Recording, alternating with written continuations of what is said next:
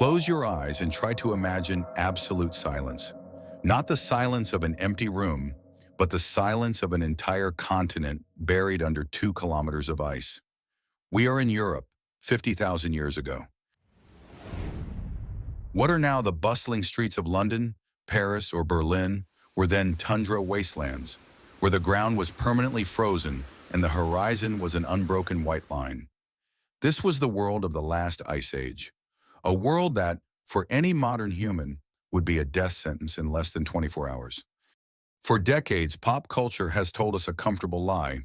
It told us that the inhabitants of this world, the Neanderthals, were clumsy brutes, failed versions of humanity who wandered aimlessly until we, Homo sapiens, arrived to claim the throne. But modern science is finally sweeping the snow off the fossils, revealing a much more unsettling and remarkable truth. Neanderthals weren't an evolutionary mistake. They were its pinnacle when it comes to extreme resilience. Ice Age, the ultimate challenge. They didn't just survive, they thrived for nearly 400,000 years. To put that into perspective, our modern civilization is only a few millennia old. Neanderthals faced climate swings that would make today's global warming look like a light breeze. They saw entire forests spring up and vanish, and the ice advance and retreat like the tide of a frozen ocean. They were the true masters of ice. In this video, we're going to deconstruct every atom of Neanderthal existence. We're going to understand how their biology was redesigned by natural selection to conserve every joule of heat. We're going to analyze the diet of a super athlete who needed to consume the equivalent of a daily feast just to keep from freezing. We'll step into their stone workshops and discover that they were history's first chemical engineers. And finally, we're going to face the mystery of their departure and the legacy that, against all odds, they left pulsing within you, in your very own DNA. So get ready, because the ice is about to speak. To understand the Neanderthal, you have to stop seeing them as primitive and start viewing them as a high-efficiency thermal machine. In biology, there are 2 fundamental rules that dictate who lives and who dies in the cold. Bergmann's rule and Allen's rule. They explain why animals in the polar regions tend to be larger and have shorter extremities. The Neanderthal is the perfect human application of these rules. While Homo sapiens evolved in the African savannas with long, slender bodies and natural radiators to dissipate heat, the Neanderthal took the opposite path. Their chest wasn't cylindrical like ours, but barrel-shaped. This broad structure allowed for a much larger abdominal and thoracic cavity. Why does this matter? Because a bulky body has a lower surface area to volume ratio. The lower this ratio, the less heat you lose to the environment. Every square inch of Neanderthal skin was a frontier where heat tried to escape. By reducing their surface area relative to their internal muscle and fat, they created a biological thermos. They were massive, dense, and incredibly heavy for their height. A Neanderthal standing 5 feet 5 inches could easily weigh 185 pounds of pure muscle and dense bone. A 5 foot 5 inch Neanderthal could easily weigh 185 pounds of pure muscle and dense bone. Imagine the harshness of the Ice Age, where the cold didn't just punish the skin, it attacked the body from within with every breath. Inhaling air at -4 degrees Fahrenheit posed a real risk of chilling the body's vital core. But this is where evolution reveals the extraordinary engineering of the Neanderthal face. With a forward-projecting face and vast nasal openings, what was once wrongly labeled as facial brutality is recognized today, through fluid dynamics simulations, as a sophisticated biological radiator. Their wide, deep nasal passages force the cold, dry air into a swirling vortex, allowing the warm blood from the mucous membranes to heat and humidify it before it ever reached the delicate lung tissues. More than just a heater, the system acted as a resource conserver. When exhaling, it reclaimed heat and moisture, shielding the hunter from the constant dehydration of the arid glacial air. But the true strength of these beings lay in their internal structure. When analyzing the cross-section of a Neanderthal femur, we find cortical bone walls significantly thicker than our own, revealing a skeleton built to endure a level of physical stress that would push an Olympic weightlifter to absolute exhaustion. More than just strong, They possess biceps, deltoids, and quadriceps of explosive power, evidenced by the robust muscle attachment sites on their bones. This anatomy tells the story of a life strategy different from our own. While modern humans were designed for persistence, the ability to run for miles after prey, the Neanderthal was an elite sprinter and an ambush hunter. In the relentless landscape of the tundra, where cover was scarce, survival depended on the brute strength required for close-quarters combat with giants like bison or the woolly rhinoceros. The countless records of healed bones in their fossils are scars of a life of brutal encounters, physical trials that would have literally pulverized the skeleton of a modern human. Now imagine walking across the frozen plains of the last ice age and encountering a Neanderthal. Through an infrared lens, he wouldn't appear as a dim glow like a modern human, but as a true beacon of heat amidst the blizzard. This intense thermal glow was necessary to fuel a muscle mass that weighed 20% to 30% more than our own, requiring them to eat not just to survive, but to keep from being consumed by the cold itself. To maintain this super athlete biology, the Neanderthal operated with an elite metabolism.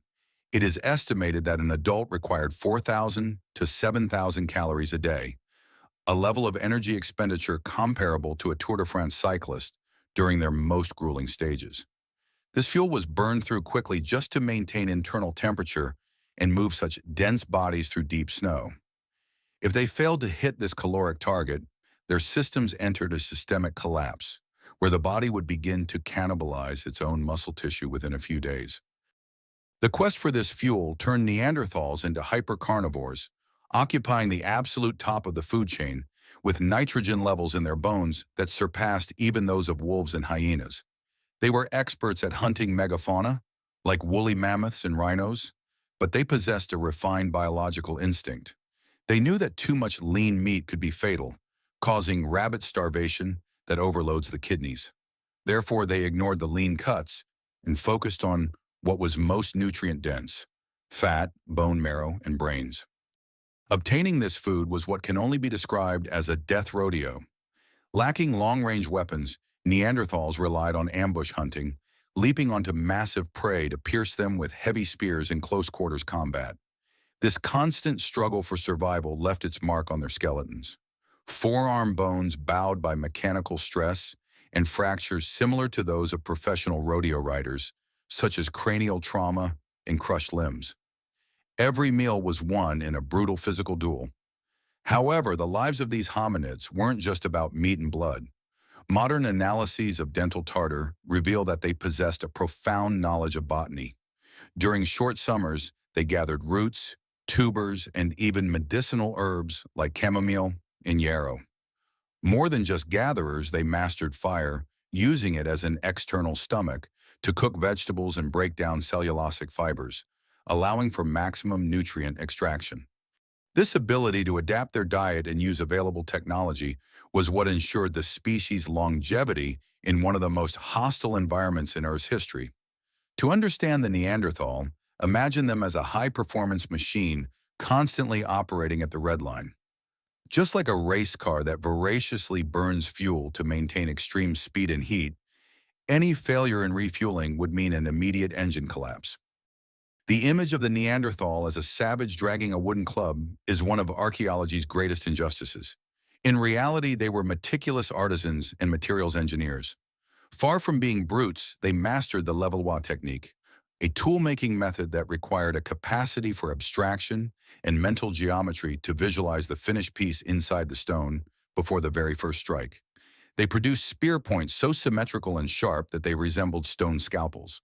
The ultimate proof of their superior intelligence was the invention of humanity's first synthetic chemical, birch pitch. This polymer does not occur naturally. Neanderthals manufactured it through a complex process of pyrolysis, maintaining constant temperatures in oxygen-free environments, tens of thousands of years before modern chemistry. Additionally, they were masters of pyrotechnology, using the controlled use of fire to transform materials, harden spears, and even illuminate complex structures deep inside cave systems. In their daily lives, Neanderthals elevated hide processing to an art form. They used bone tools called lissoir to make leather supple and waterproof, a technique so efficient that modern luxury brands still use identical tools today. Their clothing wasn't just scraps of hide draped over their shoulders, but tailored garments with layered insulation, engineered for survival in the extreme cold of the Ice Age. Beyond tools, the clan was their most vital invention. Fossil evidence, such as the Shanidar skeletons, reveals a society founded on empathy and care. Nandi, despite being blind in one eye, deaf, and an amputee, lived for decades because his clan decided his life had value, feeding and protecting him. This social structure was backed by a sophisticated linguistic capacity as they possessed the hyoid bone and the FOXP2 gene, essentials for human speech. The decline of this species wasn't caused by violent extermination, but by a combination of climate instability and subtle competition with Homo sapiens, who possessed broader social networks for resource exchange.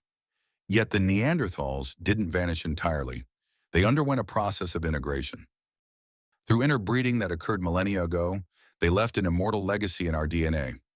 If you have non-African ancestry, you carry between 1% and 4% Neanderthal genes, genes that shaped our immune system, the resilience of our skin, and even our adaptation to different climates.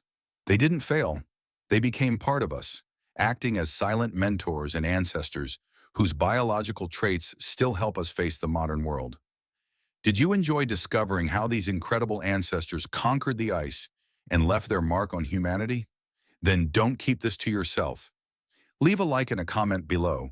What surprised you most about Neanderthal technology or biology?